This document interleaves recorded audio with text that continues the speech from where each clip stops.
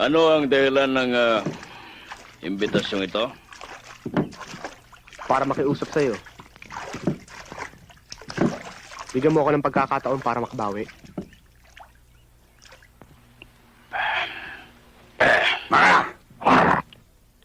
Meow. Hindi. Ibig ko sabihin may nakontak ako mga suckers. Nahandang pumusta kay Rocky. Ngayon, ipaliligo ako kay Rocky. Pupusta ako kay Joe. Sama tayo. Ayos ba? Sino yung mga suckers? We say in the first fight, a lucky punch floored Rocky. Yes, a lucky punch. Next time, your boy may not be so lucky. And you believe that if ever there is a return match, Rocky will prevail?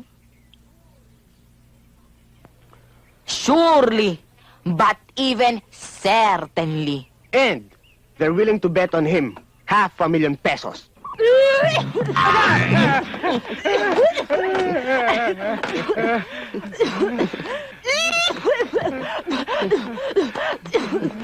Sandali lang. Excuse, ha? Ba't ngayon pa? Ano na namang gimmick yan? Bakit? Saan tayo kukuha ng $500,000 pesos? Siya nga naman, that's a big amount. Don't panic.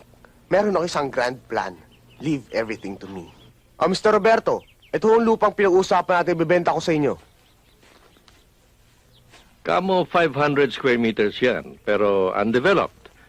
Ngayon, at 20 pesos per square meter, dapat 10,000 pesos lang. Bakit 1 million?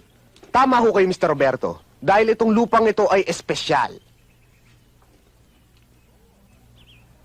Special? Oo! Dahil hindi niyo ho natatanong. Ang lupang ito ay...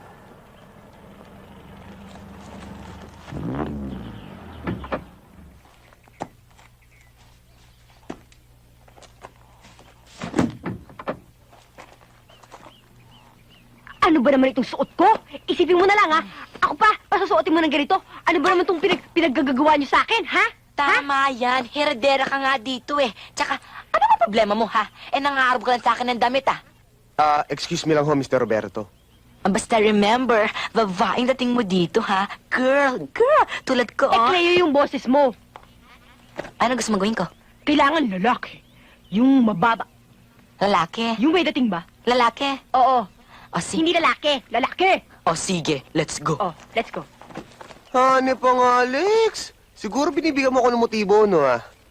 Gusto mong lumud ako at ialay ko sa'yo ang buwan at mga bituin? Ako nga tigil-tigilan mo ko. Kaya nga tayo nandito para magnegosyo.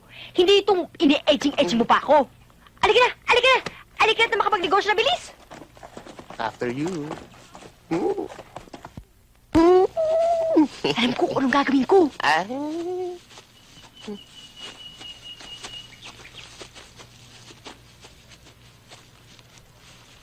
Mr. Roberto, siya nga pala si Miss Montelibano. My pleasure to meet you, ma'am. Ayos lang, Chong. Ang ibig sabihin I'm fine, thank you. How about you? Siya nga pala si Miss Montelibano, isang heredera ng mga business empire ng mga Montelibano. Offer namin tong lupa sa kanya nung una. Akala ko hindi ho siya interesado, pero bumalik ho siya. Kailangan mag-decide na ho kayo kung kukunin niyo itong lupang ito. Baka may mauna sa inyo. Tama nga naman yon dahil ready na ang aking pera. Sandali lang. Interesado ako, pero ano ba yung sinasabi mong espesyal sa lupa ito? Itong lupang to mayaman ho sa langis. Wala ho kaming pera para makapagpatayo ng isang oil well. Katunayan nga lang ho isang tusok nyo lang ho dito lalabas na ho ang langis. Sandali lang. Mr. Roberto, ito ho ang pruweba. Kahit itong patpat lang, napalalim lang ho ang baon, tsak lalabas ang langis. Ayan na ho. Malapit na.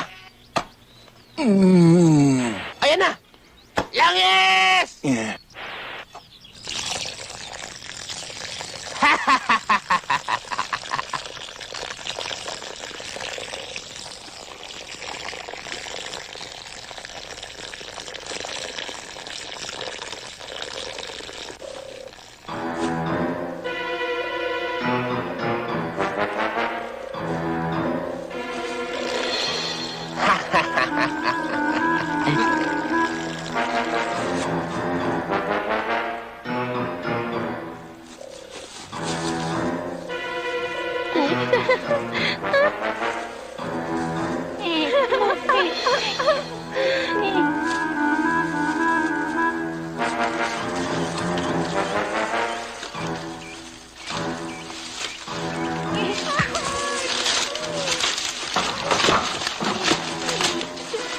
Bulyo!